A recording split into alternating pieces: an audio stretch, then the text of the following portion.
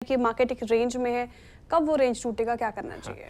देखिए, market range तोड़ेगा नहीं तोड़ेगा मुझे नहीं पता, लेकिन एक चीज़ है, आज मार्केट ने आपको शायद 2 ट्रेड दी और वो दोनों फेल हुई, दोनों दोनों मतलब पूरी हुई। अब क्या करना है आपको यहाँ से, जब तक ये रेंज ना टूटे तब तक आपको इस रेंज को स्मार्टली प्ले करना है। इसमें कोई रॉकेट साइंस नहीं थी। आज ये जो 2 लेवल्स हमने मार्क किए थे और जो 2 ट्रेड हमने मार्क की थी, ये पूरा का पूरा उस जोन का एक हिस्सा था। जब तक रेंज बरकरार है, दोनों तरफ की ट्रेडें ढूंढें और जहां रैली फेल हो वहां बेचने पे पैसा बन रहा है। लेकिन ये मार्केट कोलैप्सिंग मार्केट नहीं है, इस चीज़ को समझना होगा।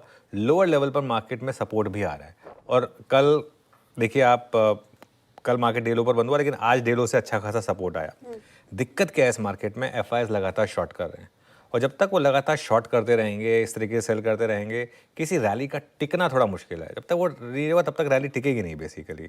अब देखिए निफ्टी पर अब क्या रणनीति है, आज का लो और आज का हाई बेसिकली ये आपके लिए एक रेंज बन गई है। 24,600 से 24,650 का सपोर्ट है और रेजिस्टेंस थोड़ा ऊपर कर लीजिए, अब 24,800 से 850 का रेजिस्टेंस कर लीजिए। आज का हाई 24,832 है, तो 24,600 650 पर सपोर्ट है, 24,800 से 850 ये बेसिकली निफ्टी पर अब आपके लिए एक रेजिस्टेंस होगा।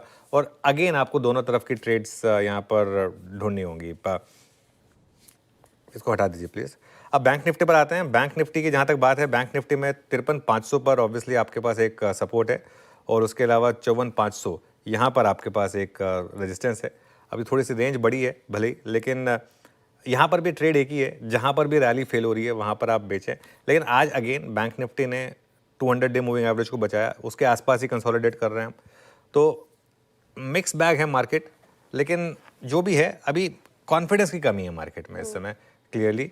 तो या तो आप शायद 24,850 के ऊपर जाके बंद हो जाएं 2-3 दिन, या आप 24,400 तोड़ दें, तब वो रेंज टूटेगी। तब तक इसी रेंज को आपको स्मार्टली प्ले करना है। वीरू के पास चलते हैं आज स्टॉक्स पे। आज वो जो मिड सेशन में वो हॉरर शो हुआ था निफ्टी आईटी का, वो कुछ खबरें इधर उधर की अगर आप देखें चल गई, कुछ थोड़ा सा बाजार ने अंदाज़ा लगा लिया गलत।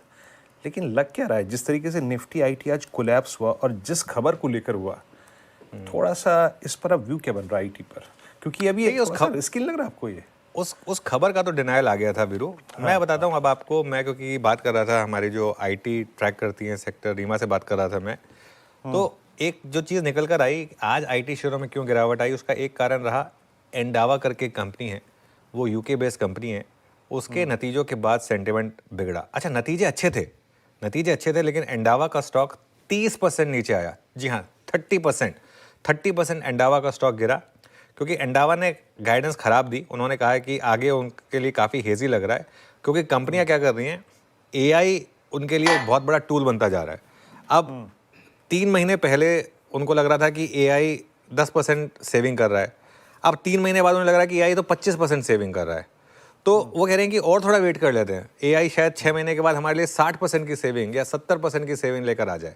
तो इन दैट केस कंपनियां जो हैं वो एआई पे ज़्यादा खर्चा कर रही है। ये एक रीज़न है कि एंडावा का स्टॉक 30% टूटा। ये यूके बेस्ड कंपनी है, इसका डायरेक्ट कंपैरिजन इन्फोसिस के साथ होता है।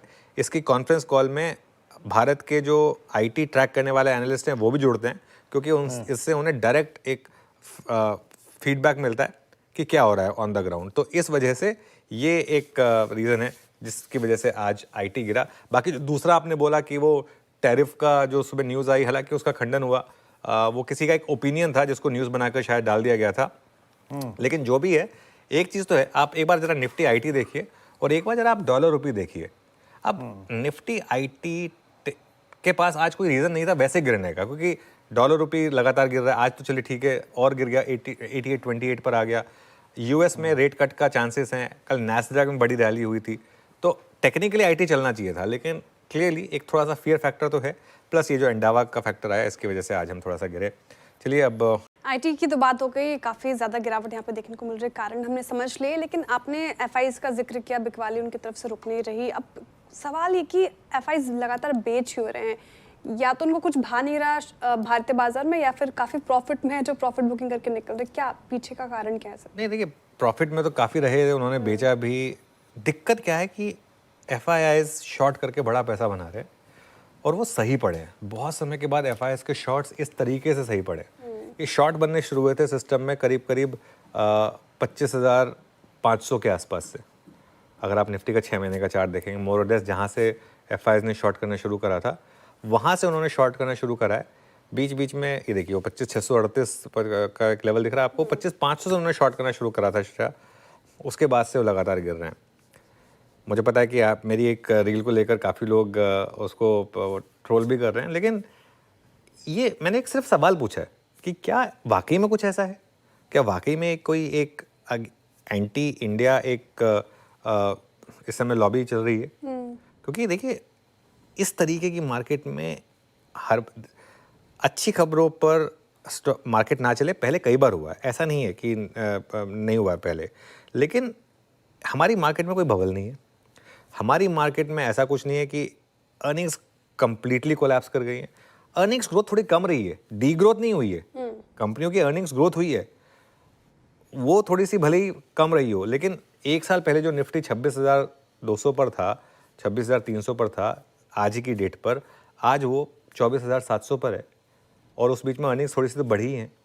अच्छी से अच्छी खबरें आ रही हैं, जीएसटी कट, उससे पहले जीडीपी 7.8%, उससे पहले इनकम टैक्स कट, उससे पहले आरबीआई के लगातार रेट कट्स वगैरह, उसके बाद भी इस तरीके की सेलिंग हो रही है। चलिए ठीक है, ज़रूरी नहीं है कि मार्केट हर अच्छी खबर पर भागे, लेकिन कुछ ना कुछ तो है यहाँ पर। देखिए ये या तो इन शॉर्ट्स को कुछ पता है या फिर ये गलत साबित होंगे, दो में से एक चीज़ होगी जो हम बार बार कह रहे थे।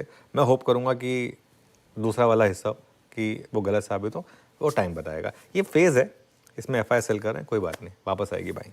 पहले तो यही समझा दें, इतनी ज्यादा वॉल्टिलिटी क्यों है? कोई ऐसी एक्सपायरी भी नहीं है, हम मंथ एंड में भी नहीं है, फिर ये क्या हो रहा है एग्जैक्टली? देखिए नेहा, दो चीज़ें, बहुत अच्छा सवाल है और इसका इंटरेस्टिंग जवाब भी है। इस वक्त बाजार में दो तरह के व्यू बहुत स्ट्रॉन्ग है। एक व्यू जो लॉन्ग टर्म वाले हैं, लॉन्ग टर्म से मतलब 3-6 महीने बाद के, उन लोगों को लगता है कि मौका सही है खरीदने का। मैक्रो फैक्टर्स आपके सारे पॉजिटिव हैं, ब्याज दरों से लेके, महंगाई से लेके, इनकम टैक्स कट से लेके, जीएसटी कट से लेके, मॉनसून से लेके, सारी चीज़ें ठीक है, मैक्रो फैक्टर ठीक हो गए, खरीदने का टाइम है। दूसरी ओर शॉर्ट टर्म ट्रेडर्स हैं, शॉर्ट टर्म ट्रेडर्स हैं जिनको लगता है कि एफआईज बेच रहे हैं, शॉर्ट नहीं काट रहे हैं, जिनको लगता है कि टैरिफ को लेके पता नहीं कब क्या कितना कब सुधरेगा। तीसरा है कि उनके पास एक बहाना ये भी कि कंपनियों की कमाई तो आ नहीं रही, कब आएगी पता नहीं। सो वो एक अलग व्यू है। तो इन दोनों व्यू के बीच में कश्मकश चल रही है। जिनका व्यू लॉन्ग टर्म है उनको लगता है खरीदना चाहिए, मुझे कोई फर्क नहीं पड़ता, 24,000 हो जाए, 23,500 हो जाए, 24,500 हो जाए। अगर मैं 1 साल 2 साल 3 साल के लिए खरीद रहा हूँ तो 1,500 पॉइंट से फर्क नहीं पड़ता। लेकिन जो ट्रेडर उसको फर्क पड़ता है, उनका तो लेवल के हिसाब से ट्रेड होता है। करेक्ट। सो इसीलिए दोनों तरह के व्यू बड़े स्ट्रॉन्ग ट्रेड कर रहे हैं। तो इसलिए कभी खरीदारी और कभी बिकवाली का आपको एकदम, वो कभी है ना एकदम लॉन्ग टर्म कोई इन्वेस्टर आके खरीदेगा, स्टॉक दौड़ लगाते हुए नजर आएंगे। शॉर्ट टर्म ट्रेडर को लगता है कि भाई एफआईज नहीं काट रहे हैं, बेचने तो चलिए। तो दोनों तरफ के व्यू के बीच में थोड़ी वॉलेटिलिटी बन रही है, ये एकदम साफ नजर आ रहा है। ओके तो सर, वैसे तो अब निचले स्तरों से रिकवरी आ गई और अब हम देख रहे हैं कि थोड़ा रिकवर कर रहा है, फिर उसके बाद तेजी फिजल आउट भी हो रही है।